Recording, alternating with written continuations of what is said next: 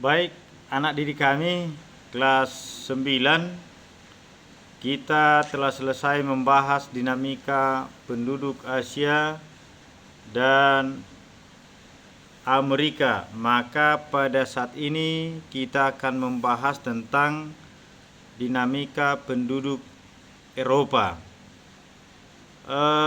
Tentunya banyak persamaan dinamika penduduk antara Eropa dan Amerika, baik dari segi pertumbuhan penduduk dan juga tentang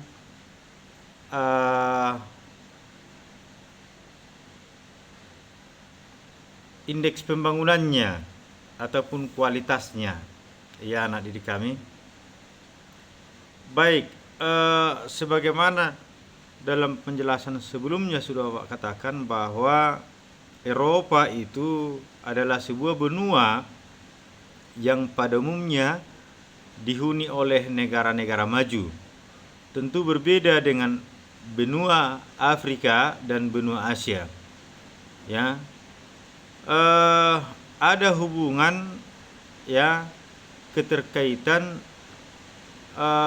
kemajuan suatu negara dengan kondisi dinamika penduduknya, baik dari segi jumlah, laju pertumbuhan penduduknya, persebarannya, dan kualitasnya.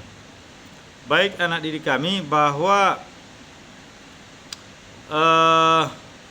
jumlah penduduk di Eropa itu pada tahun 2015 itu mencapai 742 juta jiwa, dan tahun 2020 ya lebih kurang 748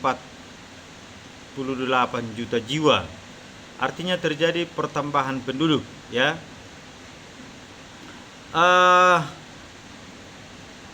Kalau di Asia masih 1, di Eropa sudah 0, ya 0,2%. Sama juga dengan di benua Amerika, laju pertumbuhan penduduknya juga relatif kecil, ya di bawah 1%. Kalau kita lihat di sini angka kelahiran hanya 11 jiwa dari tiap 1000 penduduk, dan angka kematian sama, ya 11 kematian dari tiap 1000 penduduk, ya seimbang ini. Konsentrasi persebaran penduduk pada umumnya ada di Eropa Utara, Eropa Selatan, dan Eropa Barat.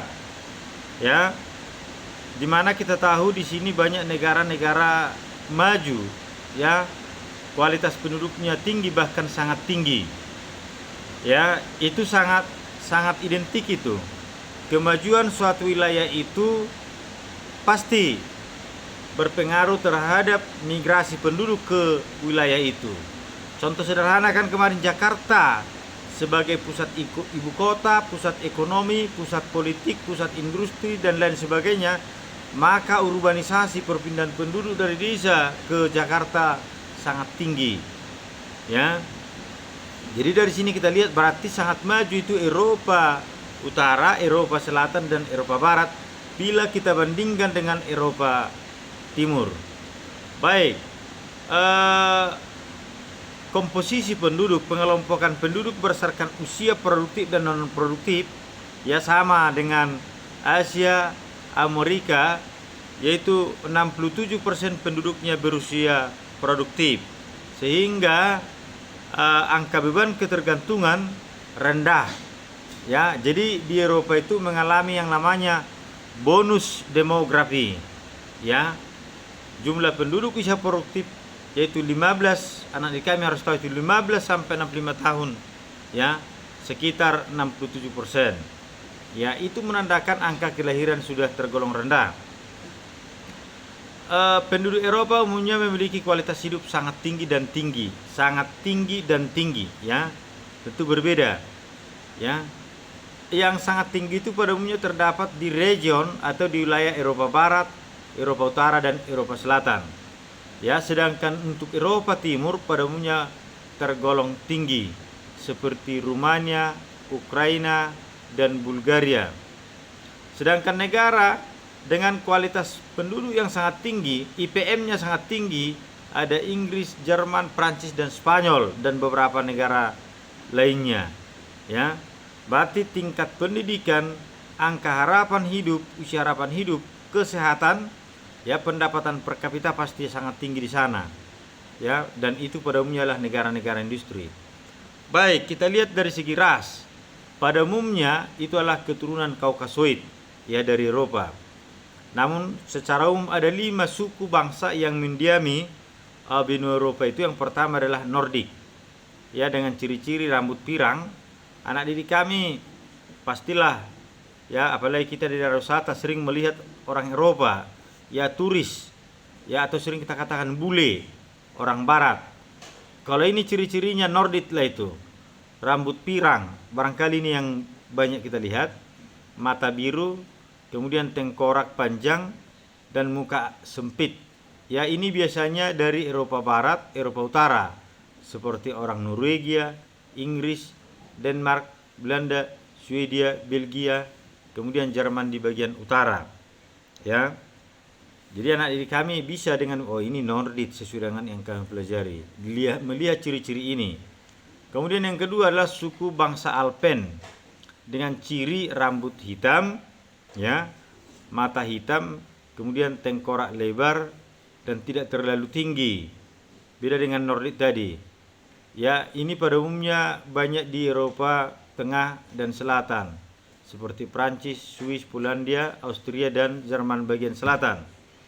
Kemudian yang ketiga bangsa Mediteran, ya, dengan ciri rambut hitam, mata hitam, badan dan tengkorak menyerupai bangsa Nordik. Terdapat di kawasan Eropa Selatan, ya, yaitu Yunani, Italia, Portugis, dan Spanyol. Sedangkan yang keempat adalah bangsa Slavia dengan ciri menyerupai bangsa Alpen, ya, banyak tinggal di Eropa Timur, yaitu Kroasia, Bulgaria, Serbia, Montenegro, Ceko, Rusia, Ukraina, dan Slovakia. Kemudian yang terakhir adalah suku bangsa Dinarik, ya, yang memiliki rambut, ya, gelap dan banyak terdapat di Rumania. Baik anak didik kami, menyangkut tentang agama pada umumnya yaitu beragama Katolik, ya, dan agama Kristen. Kemudian menyangkut bahasa, banyak bahasa yang tersebar di Eropa, ya, terutama itu bahasa Inggris, ya, bahasa Prancis, ya, tapi bahasa Inggris itu menjadi bahasa internasional. Baik anak didik kami, kemarin kita juga sudah melihat bagaimana budaya, ya, daripada Eropa itu tentu banyak, ya. Maka untuk memperdalam itu nanti silahkan dikerjakan tugas mandiri di halaman 68, ya, halaman 68. Silahkan dikerjakan seni, ya, musik apa, arsitek apa, alat musik apa yang kita adopsi, ya, yang sudah ada di Indonesia, kira-kira seperti itu, ya, pakaian apa, olahraga, dan makanan apa. Boleh nanti dilihat dari internet untuk mengerjakan yang di halaman 68. Baik, demikian penjelasan singkat Bapak tentang dinamika penduduk benua Eropa. Mudah-mudahan bisa dipahami. Terima kasih.